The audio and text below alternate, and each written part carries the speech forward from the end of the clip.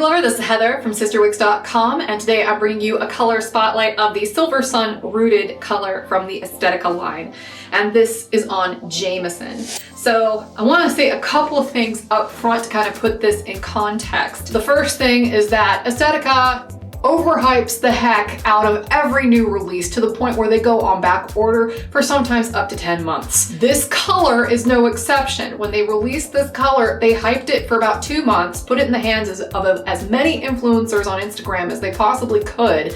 And then by the time they released it, that first batch was completely sold out. So I've been holding back on actually posting a color spotlight or anything in this color because it's sold out for months already. And to be perfectly frank, the color is not that unique. There are similar colors from the Ellen Villa line.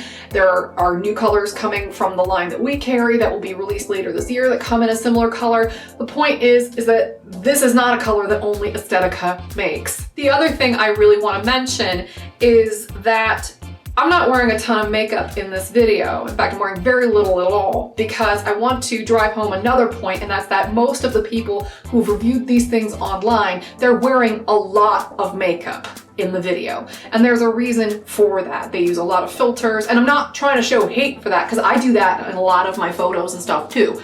I would be hypocritical if I were hating on it. I'm just trying to call attention to the fact that some of these colors are very difficult to wear if you are not of a certain age and you're not wearing a full face of makeup. So I'm gonna go ahead and put this on. I love Jamison. This is a great wig, and this color is very pretty, but make no mistake, it looks gray.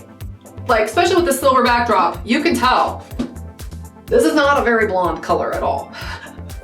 And you know, this is why I don't necessarily watch the videos of other people who do what I do, because I know that, you know, sometimes they just get freebies and they're like, oh, this is the best thing I've ever seen in my life. And you know, that's just the nature of the gig, but I pay for my samples. So I say what I feel. And in this case, I feel like this ages me and it's hard to wear. Just straight up put it out there. I mean, every time I see somebody hyping this on social media, I roll my eyes because I'm like, okay, I don't want to spend 90 minutes on my makeup to pull off a hair color. If a wig color takes that much time and effort for me to wear, I'm just gonna pass, right? Especially if it's something where I can't buy it right away and I gotta wait several months to get it.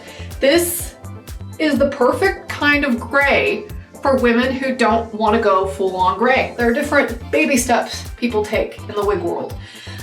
Like for instance, a lot of people are very reluctant to move from toppers to full wigs, even when it's very apparent that they don't have enough hair to support the weight of a top. There's just something emotional that, you know, it's almost like a taboo, a line that they don't want to cross, and so they're just going to keep holding on with those toppers to the point where it rips all their hair out, and then they'll move on to full wigs and they'll be like, what was I thinking? This is so much easier, right? I did that. A lot of people go through that. There's no shame in it. It's just something that happens, right? And I think the same could be said for a lot of these sort of ashy blonde colors. For one, it's a trend right now, and I think it's one of those things that in 10 years we're all going to look back and be like, oh my god, what were we thinking? It's going to be like the koosh bang of the 80s. This is our version, the granny hair on people that are too young to pull off the colors without a full face of paint. The other thing is that, you know, a lot of women who are over the age of 50 and are naturally gray wear blondes instead of gray.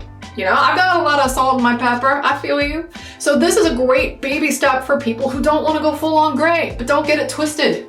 This color has a lot of gray in it. And I'm trying to speak real tea here. Lots and lots of tea spilled all over this color because I feel like anytime something is hyped this much, I have to be the wet blanket girl. I have to be, because you have to know that this color has maybe a little bit of a 101 in it, which is a very light sort of beige platinum color, but it's not gold and it's barely visible. The rest of the color is kind of like a pearly platinum that has a little bit of a light gray blended in, and then the root is a light brown.